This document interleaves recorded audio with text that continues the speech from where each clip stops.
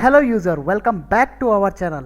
आज की इस वीडियो में हम जानेंगे मार्क ईआरपी सॉफ्टवेयर में परचेज रिटर्न मॉडिफाई कैसे करते हैं। उसके लिए हम सबसे पहले ट्रांजैक्शन में जाएंगे, उसके बाद परचेज रिटर्न में जाएंगे और उसके बाद मॉडिफाइड डेबिट नोट पे एंटर मारेंगे। जैसे ही आप यहाँ पर परचेज मॉडिफाई पे एंटर मारते हैं, आपके सामने मॉडिफाई की विंडो ओपन हो जाती है। उसके बाद हम सबसे पहले डेट पे आएंगे।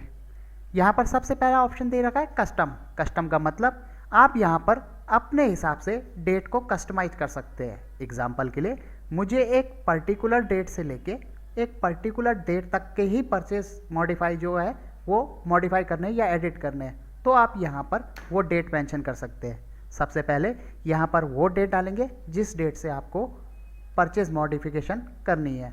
उसके बाद यहाँ पर आप वो डेट डालेंगे जिस डेट तक आपको परचेज मॉडिफिकेशन करवानी है। उसके बाद में अगर आप चाहते हैं कि इस फाइनेंशियल ईयर्स के अंदर में जितने भी परचेज रिटर्न की एंट्रियाँ हमने बनाई है और मुझे वो टोटल देखनी है या सुधारनी है, मॉडिफिकेशन करना है, तो आप यहाँ पर अपने कीबोर्ड से एक बार ए प्रेस करेंगे। जैसे ही आप यहाँ पर ए प्रेस करते हैं तो आप देखेंगे यहाँ पर कस्टम की जगह ऑल टाइम का ऑप्शन सामने आता है।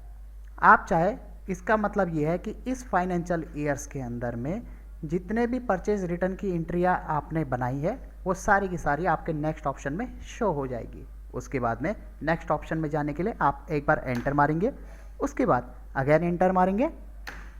जैसे ही आप यहाँ पर एंटर मारते हैं तो आप देखेंगे कि आपने जितने भी परचेज रिटर्न की एंट्रियाँ बनाई थी आपके होम स्क्रीन में शो कर जाती है। उसके बाद यहाँ पर जिस भी एंट्री को आपको मॉडिफाई करना है, आप उस एंट्री के ऊपर में एक बार एंटर प्रेस करेंगे। जैसे ही आप यहाँ पर एंटर प्रेस करते हैं तो आप देखेंगे कि उस एंट्री की डिटेल्स आपके सामने ओपन हो जाती है। उसके बाद में अगर आप चाहते हैं कि इस एंट्री को मॉडिफाई करना है तो आप नीचे दिए गए मॉडिफाई वाले बटन पे एक बार एंटर प्रेस करेंगे।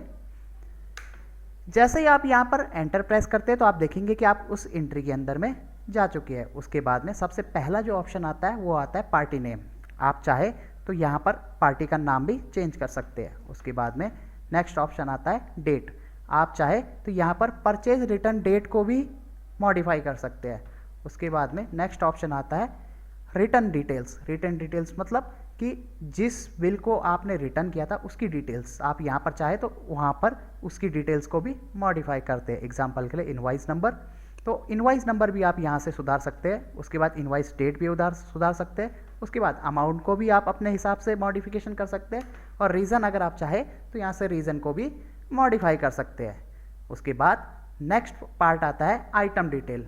आप चाहे तो परचेज रिटर्न की मॉडिफिकेशन के अंदर में आप आइटम को भी मॉडिफाई कर सकते हैं। आप यहाँ से चाहते हैं कि 60 क्वांटिटी है और ये एक्चुअल में मुझे गलती से लिख लिया था, अब मैं यहाँ पर 60 की जगह 50 करना चाहता हूँ, तो आप यहाँ पर 50 लिख के नेक्स्ट ऑप्शन के लिए इंटर मारेंगे तो आप देखेंगे कि पीछे क्वांटिटी आपकी मॉडिफाई हो चुकी है। आप चाहे तो यहाँ से परचेज रेट, जिस रेट में आपने परचेज किया था, अगर उसमें भी कुछ इश्यू हो या कोई प्रॉब्लम हो तो आप यहाँ से उसको भी मॉडिफाई कर सकते हैं। उसके बाद में डिस्काउंट को भी आप इसी तरीके से मॉडिफाई करेंगे और अगेन नेक्स्ट ऑप्शन के लिए एंटर प्रेस करेंगे।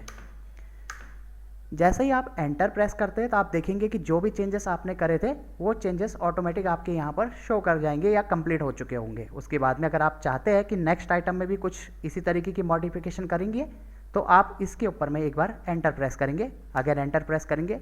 अगर क्वांटिटी मॉडिफिकेशन करनी है तो क्वांटिटी आप यहाँ पर मेंशन करेंगे। परचेज रेट में अगर कोई मॉडिफिकेशन है तो आप यहाँ से वही काम करेंगे। उसके बाद में इसी तरीके से आप अगेन एंटर मारते जाएंगे और आप देखेंगे कि आपकी मॉडिफिकेशन कंप्लीट हो चुकी है। इसके बाद में अब बात आती है इस परचेज रिटर्न की एंट्री को फिर से सेव करना। तो सेव करने के लिए आप अपने कीबोर्ड से एक बार एंड की बटन प्रेस करेंगे या फिर नीचे दिए गए सेव बटन पे क्लिक करेंगे। जैसे ही आप यहाँ पर दोनों किसी भी एक ऑप्शन पे क्लिक करते हैं या एंड की बटन प्रेस करते हैं तो आप देखेंगे कि यहाँ पर आपका डिस्काउंट के अंदर में ऑप्शन आ जाता है। आप एक बार एंटर प्रेस करेंगे, उसके बाद में सेव वाले पे एंटर मारेंगे, उसके बाद में यहाँ पर सेव बिल के ऊपर में एंटर मारेंगे। जैसे ही आप यहाँ पर सेव बटन पे एंटर मारते हैं तो आप देखेंगे कि आपकी एंट्री सक्सेसफुली सेव हो चुकी है और जो भी आपने मॉडिफिकेशन करी थी वो मॉडिफिकेशन कंप्लीट हो चुकी है।